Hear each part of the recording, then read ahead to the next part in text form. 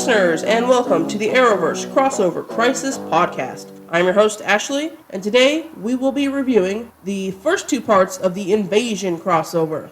Now, the Invasion crossover event was originally billed as a four-parter, technically really a three-parter, starting with The Flash, then Arrow, then Legends, but they threw in the Supergirl episode Medusa to sort of kick off the Invasion crossover.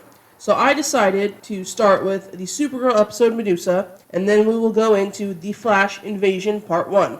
Now, I haven't seen the Supergirl episode from Season 2, Episode 8, Medusa, since it aired, so I totally forgot about this episode. It is a Thanksgiving episode. I knew that it didn't really have anything to do with Invasion. I didn't remember if there was any hints dropped throughout the episode that maybe would have hinted to the Invasion crossover, so I decided to go back and review this anyway, since it was sort of billed as the four-parter, and like I said, I didn't really remember this episode. It starts off with Kara and her family, her sister Alex, Wynn, and James, and Kara's adopted mom.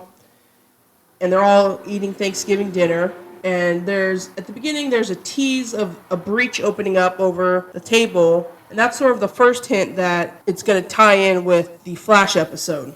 There's a lot of stuff in this episode that I didn't remember about Season 2. And like I've said with the Flash show, I remember really enjoying the first two seasons of the Flash. And same thing with Supergirl. I remember enjoying Season 2. Did not think it was better than Season 1, but I remember enjoying Season 2. Watching this episode, I also remembered there was a lot of stuff in Season 2 that I did not like.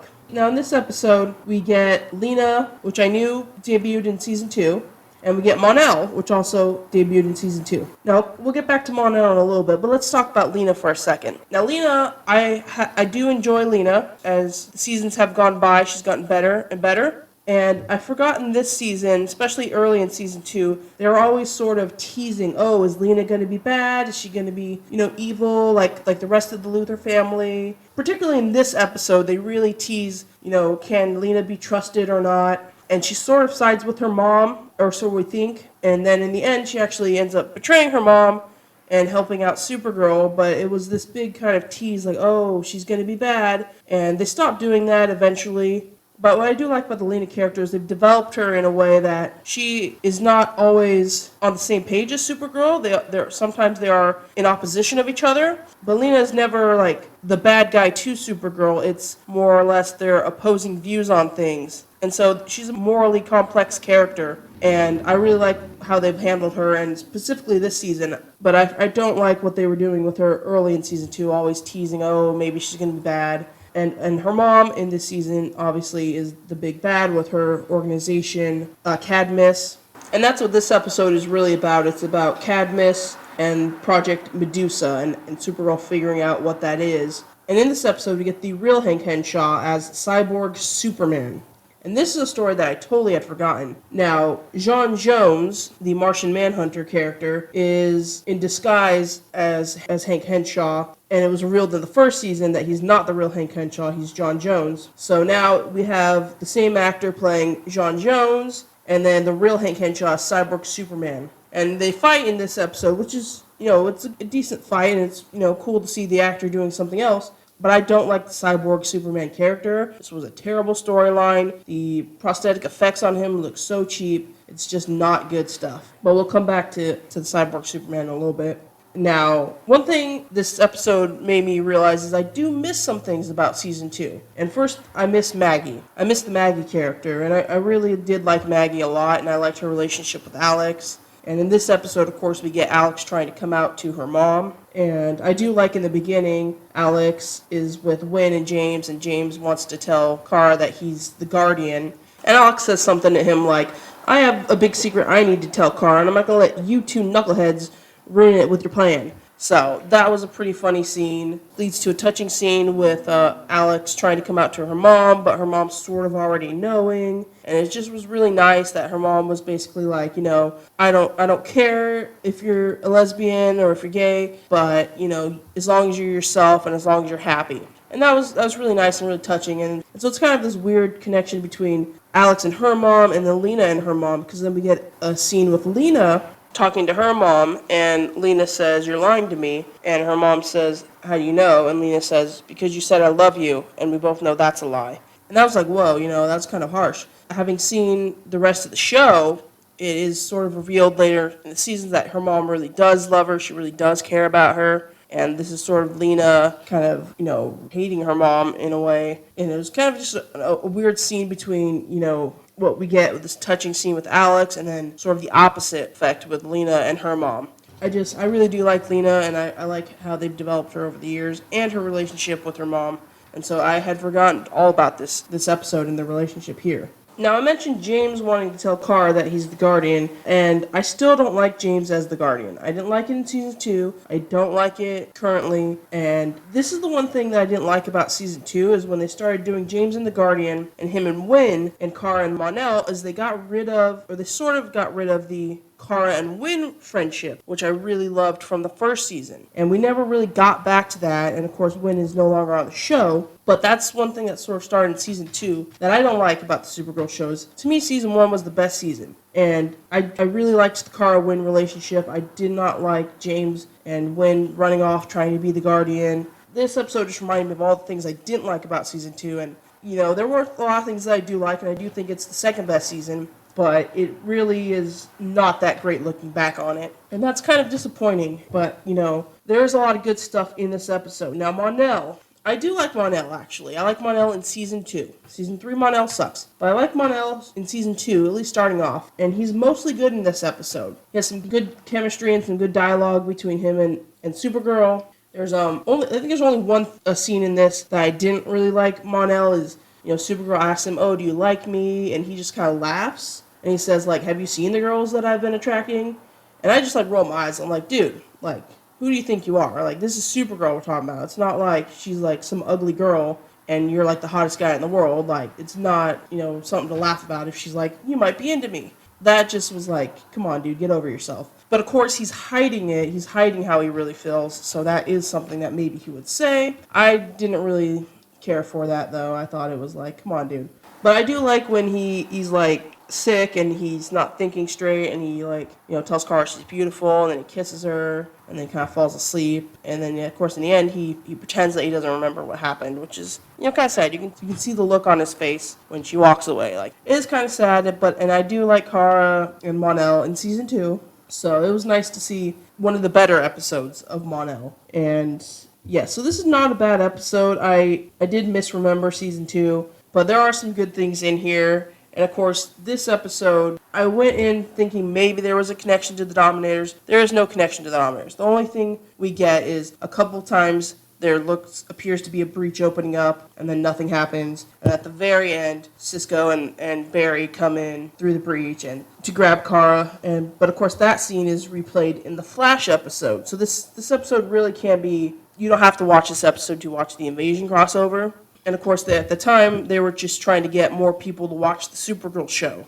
So they said it was, part of the 4-part crossover. But really, it's not. You don't have to watch this. There's some good stuff in it, and there's some bad stuff in it, too. I like everything with Maggie. I like everything Alex. I like most of the Mon-El stuff. I like some of the Lena stuff. But there's also some bad stuff. And back to Cyborg Superman for a second. There's a really cheesy line that I don't like in this episode, and it's when Cyborg Superman and John Jones are fighting each other, and Cyborg Superman says something like, "You can't beat me, I'm Cyborg Superman." And then Kara comes in, takes him out, and she goes, "You may be a cyborg, but you're no Superman." To me, those are just eye-rolling lines. I don't like them. Who would say that in real life? Those are just too cheesy for me. And, the CW shows are a bit cheesy and can be, sure. But those just, they sound good on the page, but I don't know. Just maybe the way they were acted, they were said. I don't know. I didn't like them. They didn't work for me. Every now and then, Supergirl, The Flash, they have cheesy lines that I just roll my eyes at, and that's one of them. We'll get to another one in the next episode. So that's about it for the Supergirl Medusa episode. It's a good episode. Probably one of the better episodes of Season 2. I don't really remember. But I did enjoy watching this. There's some not so good stuff. And it did make me miss Season 2. At some point, I need to go back and do a rewatch of The Flash and Supergirl. That's about it. That's all my thoughts on Supergirl episode Medusa. So now we're going to move on to The Flash Invasion Part 1 from Season 3, Episode 8. So this episode actually kicks off the 3-part Invasion crossover. And it starts off with Wally training I forgot that Wally got his speed at the beginning of season 3. So Wally's a speedster, and he's running around, and they're monitoring his speed and everything. And then we also get H.R. Wells presenting the Flash Museum idea for Star Labs, which is cool. I remember liking H.R. Wells, and I do like him here. And, Barry, runs out to this, what they thought was a meteor, and he discovers that it's actually aliens. And then we get Lila, character from the Arrow show. She comes in and she tells Barry about Dominators and that they've known about the Dominators. And she tells Barry to stay away from it. But of course, Barry ignores Lila's advice and he decides to put the team together. So of course he goes and grabs Oliver and Diggle and Felicity and Thea. And so he asks them for help, and then he asks if they can grab the Legends of Tomorrow characters and bring them in to also help. And so that kind of kicks off this episode. Now, this episode does take place in Season 3 of The Flash, which is my least favorite season. And watching this episode, I remember one of the things that I did not like throughout the season. I liked HR, but I do not like Cisco being mad at Barry for Barry messing up the timeline and then Cisco's brother's accidentally dead. It's really annoying, and here Cisco just kind of...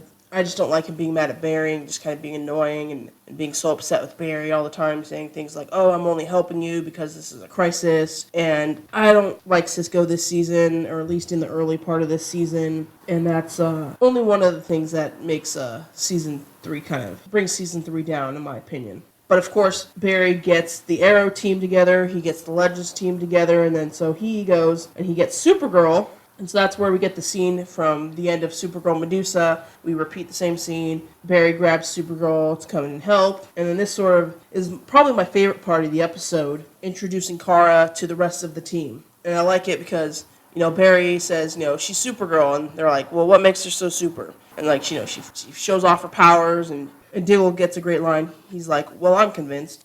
So I really like bringing Kara in. She's trying to learn everybody's names. I also like that Kara knows a little bit about the Dominators. I like that she can kind of bring in some of this alien knowledge to the team, which is great. And then, of course, they use Kara as a stand-in. The team tries to go up against her. And, of course, Felicity gets a great line, which says, best team up ever.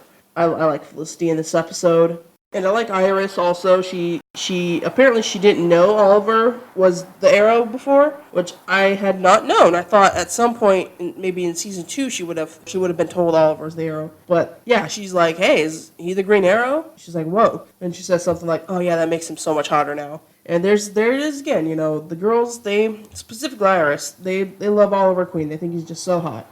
It's just kind of funny, and Barry kind of just rolls his eyes like, oh my god. But I just thought, I was like, I could have swore that Iris knew that Oliver was the Green Arrow, but apparently not. So here we also get the Legends team. We get Sarah Lance, a.k.a. White Canary, Ray Palmer, a.k.a. the Atom, Firestorm, Jackson, and Professor Stein, and Heatwave, Mick. And Sarah mentions Nate and Maya are the newbies. I don't really know these characters, except for I know they're in the next crossover. And I believe they come in part 3, the Legends episode of the Invasion episode. So we'll see them in a couple episodes. But I like Sarah here. I haven't seen her really outside of the crossover episode, so I don't really know the character, but she just feels like, I think she's the leader of the Legends, maybe? But she's just kind of badass. She's a really good character. She has some good lines. I like when Oliver lets Barry be the leader, but Oliver's feeding the lines to Barry, and she's like, are we just supposed to pretend we don't hear this guy? So that was funny, and I do like her character. I like her a little bit more in the next crossover. We get a lot more of her. I really do need to go watch that Legends show, because it does have some good characters. Mick's got a couple of great lines here. Kara mentioned she has X-ray vision, and he thinks she can see everybody naked or something, and then he just wants to call her Skirt, which is funny. But of course, when he's in trouble, he actually does end up calling her Supergirl, so that's kind of a little funny thing. But so the Legends team is good. There's also a lot of Legends stuff in this episode. Apparently, I had totally forgotten about this plot with Barry, this future Barry sending back this message to the Legends team about not being able to trust Barry. I don't think that this time travel message ever gets addressed again. So I don't know what the whole purpose of it was. Maybe it does on the Legends show, but I don't think on the Flash show it ever comes back again.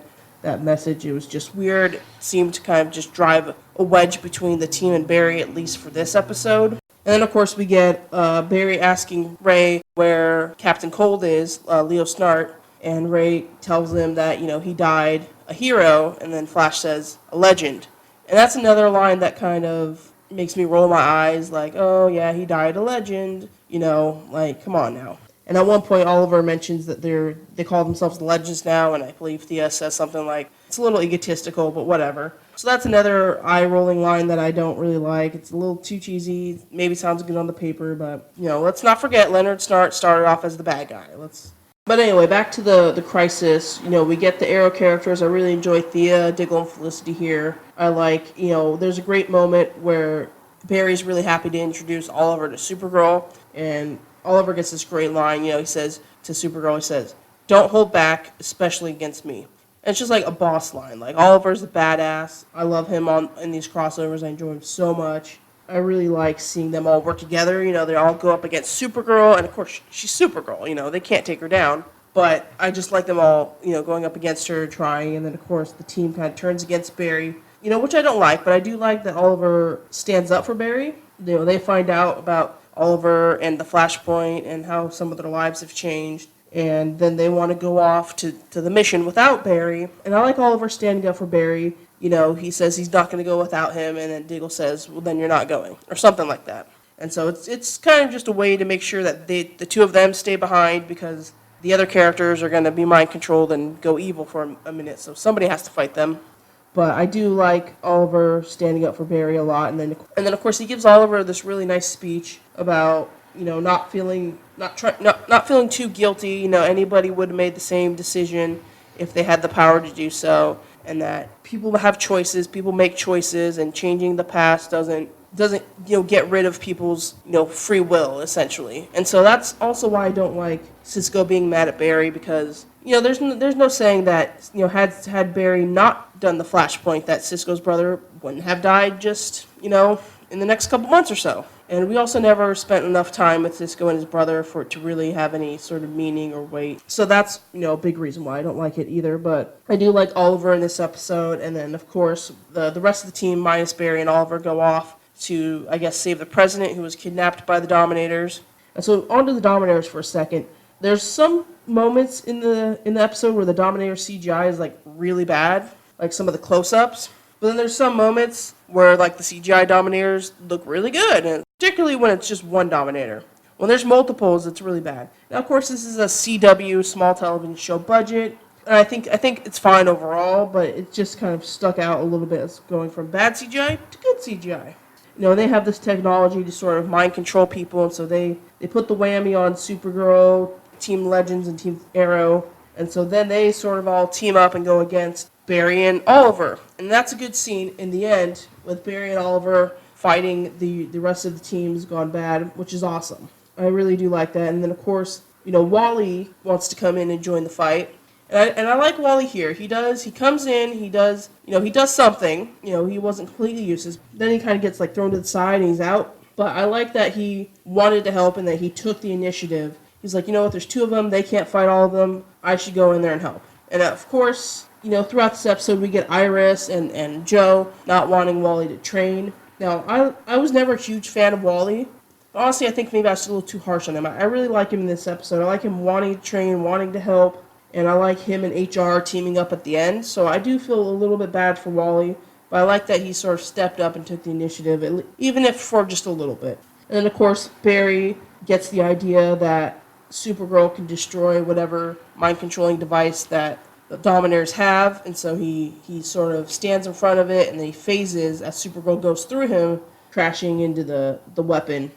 So that was good. And I totally had forgotten about the ending of everybody being mind-controlled and fighting against Barry and Oliver. And we get a really good scene between Oliver and Sarah fighting. And it's a little dark and probably is all stunt double work. But it looks pretty cool and pretty badass. And because they're both non-superpowered, so it's just all fighting technique, it looks really cool. So this is a good episode. I think this might be my favorite. I remember this being my favorite of the Invasion crossover. I love bringing in Supergirl. I love her interactions with Barry and with Oliver and everybody. It's just, I love it so much. I think my favorite part is when they're all in the airplane hangar and they're introducing Supergirl to everybody. And just the interactions is just so awesome. When you get this many awesome characters together interacting, is just so amazing. And I really love this episode. And the Invasion crossover is a well-done crossover series. I don't really remember the next two episodes as well, but there's a lot here in this Flash episode that I really love. Not so much of what's going on around Flash Season 3, but particularly this episode, bringing in Supergirl, bringing in the Legends. Again, I like Thea. Never seen the Arrow show. I don't know what kind of character she's on there, but she's always good in these crossovers. And so this is definitely a good crossover, and definitely, raises the bar in terms of the Arrowverse crossovers. The first two episodes of this podcast, we just talked about the Flash and the Arrow teams crossing over, and now we get to bring in Supergirl and Legends, and that's great. And so the next crossover also is all four shows. But this is a great start to the yearly annual crossovers. It is kind of weird being aliens, because we don't ever really deal with aliens. It's usually just metahumans. But I love bringing in Supergirl here. She gets along great with everybody. I don't know what else to say about this episode other than I just really enjoy it a lot. Let me know if this is your favorite part of the three-part Invasion crossover, like it is mine. So that's pretty much it. My favorite part is just introducing Supergirl to the team. I really do just love any time Kara and Barry are together. I think they're great. Yeah, that's about it for this episode of the podcast. So next time we will be reviewing Invasion Part 2 from Season 5 of Arrow, Episode 8. It's the 100th episode of Arrow. It's the least like the Invasion crossovers. And then after that, we'll do the Invasion Part 3, which is the Legends of Tomorrow episode from Season 2, Episode 7 of Legends of Tomorrow. And then after the Invasion crossover, we'll move on to Crisis on Earth X, which I'm very much looking forward to. I remember that being the best of the crossovers that we've gotten so far. So we'll finish up the Invasion crossover, and then we'll move on. And let me know what you guys think about the Invasion crossover. What's your favorite part? Do you like the Legends team? Do you like Supergirl like I do? What are your thoughts about Cisco being mad at Barry this season? Oh, and also I forgot to mention, Caitlin gets a whole side plot with Professor Stein in this episode. And that's something I believe we'll pick up in the Legends episode, so we'll talk more about that later. And then, of course, it's revealed to everybody else that Caitlin has the ice powers as well. So this is a good episode. The Supergirl episode was good too, but the Flash Invasion Part 1 is the best of these two. So thank you, everybody, for listening. And until next time, I'll catch you in the next crisis. Thank you all for listening. If you want to hear my thoughts on the current episodes of The Flash, Supergirl, and Batwoman, follow me over on the Stardust app at Crashly87, CRASHLIE 87. For those bookworms out there, be sure to check out my blog, Fantastic Literature, link in the description below, for book reviews, short story reviews, news articles, and general thoughts about the literary industry. And if you like the podcast, be sure to follow, like, and share it. Leave your thoughts in the comments below.